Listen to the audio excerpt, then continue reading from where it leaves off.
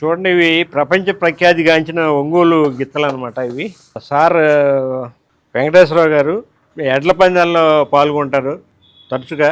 ఇవి పోషించడం అనేది చాలా కొంచెం ఖర్చుతో కూడుకున్న విషయమే. అయినా సరే ఇది ఒక ప్యాషన్ అనమాట. చక్కగా వీటిని చక్కెర కేళీలు, తర్వాత బెల్లం, ఇలాగ రకరకాల పోషణతో చేసి పందాలకి రెడీ చేస్తారు. ఇవి చాలా ప్రైజులు గెలుచుకున్న ఫోటోలు కూడా మనం చూసాం అక్కడ.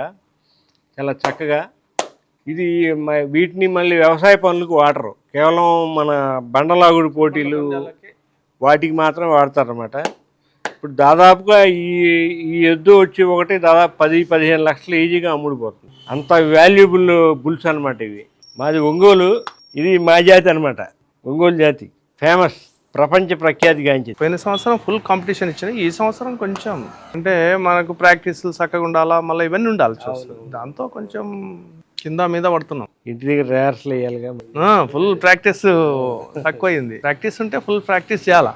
ఇది ఎప్పటి నుంచి మీరు పెంచుతున్నారండి ఇవి? మేము 1979 అప్పటి నుంచి మాకు అలవాటు. ఇప్పుడు ఇండియాలో అంటే టాప్ హైయెస్ట్ మా ఎద్దు అమ్మిందంటే మాదే. ఛత్రపతి 80 lakhs 80 లక్షల మీద ఈ నుంచి అమ్మిందా నేను అప్పుడు. అది గన్నవరం రాజాకి అప్పుడు ఇచ్చింది మాదే. అప్పుడు అక్కపురావర శ్రీలంక అంటే వాళ్ళకి ఇచ్చింది. ఇప్పుడు హైయెస్ట్ మన రేటే, మనదే హైయెస్ట్ రేట్. ఇప్పుడు ఈ నల్లమూతు వేణు టచ్లో ఉంటాడు మీకు బాగా. నాదే ఈయన ఘంటసాల నాదేండ్ల వేణు. అవును. ఒకసారి ఆయన ఎద్దులను కొనడానికి పోయింటి.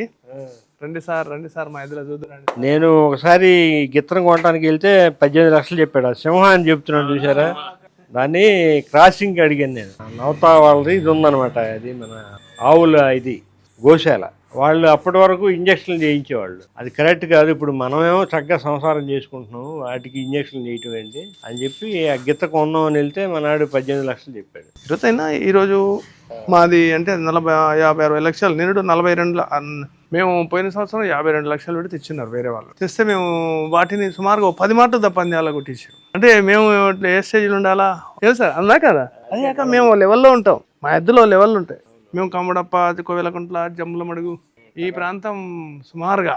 తర్వాత వేరే పవన్ అనే కుర్రాడి దగ్గర 1.5 లక్షకి తీసుకున్నాను. అది అర్జున్ సంతతిలో, అర్జున్ బ్రీడ్లో లాస్ట్. అది అర్జున్ అని ఫేమస్ ఒంగోలు బుల్ తెలుసు కదా, అది లాంగ్ ఫామ్లో దాని శమన ఎక్కువగా వాడేవాళ్ళు. సాక్షాత్తు నంది స్వరూపం అన్నమాట ఇవి. మనకి దేవాలయాల్లో నందులు కూడా ఇలాగే ఉంటాయి. ఇలాగా ఇప్పుడు ఎడ్లు మూపురంలోకి సూర్యకేతు నాడి ఉంటుంది. ఆ సూర్యకేతు నాడి పవర్ చూపిస్తాను చూడండి ఒకసారి. అంటే ఇలాగ మనం మూపురం ఉన్న ఎడ్లు కానీ ఆవుల దగ్గర కానీ ఉంటే మన శరీరంలో ఉన్న బ్యాడ్ ఎనర్జీ అంతా బయటికి వెళ్ళిపోయి మన ఆరా ఫుల్ఫిల్ అవుతుంది. అందుకంటే రోజు ఒక్కసారైనా గోవు దగ్గర ఉండాలి, లేదా గోవు చుట్టూ తిరగాలని చెప్తారు పెద్దలు. చూడండి, మీరు ఈ పవర్ కనిపిస్తుందా? అంటే నాకు అర్థం కాలే. ఇంకా తిరుగుతుందా అంటే అక్కడ పవర్ ఉన్నట్టే. మీరు తిప్పుతున్నారేమో నేను అనుకుంటున్నా. లేదు, నేను ఎందుకు తిప్పుతాడు? అవునా? దాని అంతా అదే తిరుగుతుంటుంది. సాక్షాత్తు దైవశక్తి అనమాట అది. కానీ మనం ఏదో పశువుల్లాగా చూస్తాం, కానీ ఈ భూలోకంలో శివుడు పంపించిన ఇవి అనమాట ఇవి. నందీశ్వరుడికి నువ్వు భూలోకాన్ని పావనం చేయమని ఇలా పంపించాడు. అందుకనే ఆ పవర్ తిరుగుతూ ఉంటుంది అనమాట. దానికి ఏదో అనుకుంటుంది పాప. అందుకే ఇప్పుడు ఆవు మూత్రం కానీ, ఆవు పేడ కానీ, గోవు పేడ కానీ, మన ఎద్దు మూత్రం కానీ చాలా పవర్ఫుల్ అయ్యి ఇప్పుడు చాలా వ్యాధులకు వాడుతున్నారు. క్యాన్సర్ లాంటి వ్యాధులకు వాడుతున్నారు వీటిని. ఈ పేడలో కూడా ఇది యాంటీవైరల్, యాంటీ బ్యాక్టీరియల్ క్యారెక్టర్స్ ఉంటాయి. ఇంతకుముందు మన ఇళ్ళ దగ్గర అలికేవాళ్ళు. అలికినప్పుడు అసలు బయట నుంచి లోపలికి ఎటువంటి బ్యాక్టీరియా, వైరస్లు ఎంటర్ అవ్వవు అనమాట. ఇప్పుడు లాస్ట్ టైము మనకి భోపాల్లో ఆ గ్యాస్ ఒకటి రిలీజ్ అయింది. ఆ గ్యాస్ రిలీజ్ అయినప్పుడు అందరూ ఎఫెక్ట్ అయ్యారు, దానికి ఎంతో కొంత ఎఫెక్ట్ అయ్యారు. కానీ రోజు మన ఆవు పిడకలతోటి అగ్నిహోత్రం చేసే ఒక బ్రాహ్మణ్ ఫ్యామిలీ జోలికి ఇంట్లోకి ఎంటర్ అవ్వలేదు. గోవుకున్న విశిష్టత ఇది కూడా. దాదాపు గోవు జాతే కదా నందీశ్వరుడు, సాక్షాత్తు నందీశ్వరుడు. సో అంత పవర్ ఉంటుంది వీటికి. మనం మామూలుగా అనుకుంటాం బుసలు కొడతాయి, బాగా బుసలు కొడతాయి, మామూలుగా ఉండదు అది.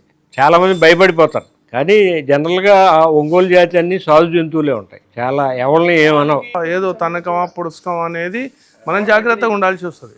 కోపం తెప్పించకుండా ఉండాలి. అంటే కోపం వస్తేనే ఆ పని అవుతుంది. రాయి కదలాలి, బండ కదలాలంటే ఆ పని అయితేనే ఆ రాయి కదలగలుగుతుంది, లేకపోతే ఏడ కదులుతుంది. వాడు ఫస్ట్ కొట్టాలంటే దానికి కోపం రావాలా. మనకు దానికి సంబంధం చలో పోవాలే, నువ్వు ఏడ ఉండవు ఇంకా బిడ్డ అని అంటే అది అట్లా అంత అండర్స్టాండింగ్ పా పా పా పా పా హై అన్నారు.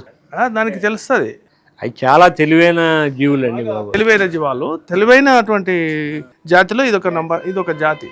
సామాన్యంగా ఎద్దు పడుకుంటే పొడవు సార్, అది ఎంత పెద్ద పొడిచేది కూడా పడుకుంటే పొడవదు, అస్సలు పొడవు, నిలబడుతుంది. హుందాతనం నిలబడుతుంది. కాళ్ళతోటో చేతులతోటో తొక్కుదాం అనే సంస్కృతి తక్కువ.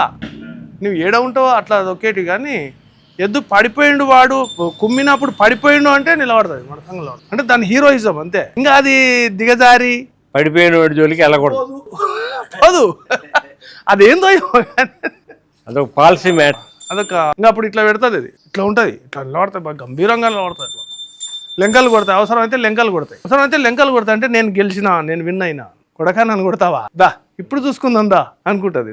దాన్ని అంటే దాని గంభీరం, దాని మనస్తత్వం ఆ విధంగా ప్రిపేర్ అవుతుంది అంటున్నా. దానికి ఆ ఊపరం ఏ దానికి ఉండదు కదా సార్. అలా హుందా టీవీ అంటే దేశవాళీ జాతులు చాలా ఉన్నాయి కానీ అందులో దేనికి ఇంత హుందాతనం రాదు. దీనికి సంబంధించినటువంటి కొన్ని చెవులు ఇంత అంత ఉంటాయి, కొమ్ములు ఇంత అంత ఉంటాయి. మంచిదే అది కూడా. మూపురం ఉన్న ప్రతిదీ మంచిదే. మహారాష్ట్ర మొత్తం అట్లుంటాయి.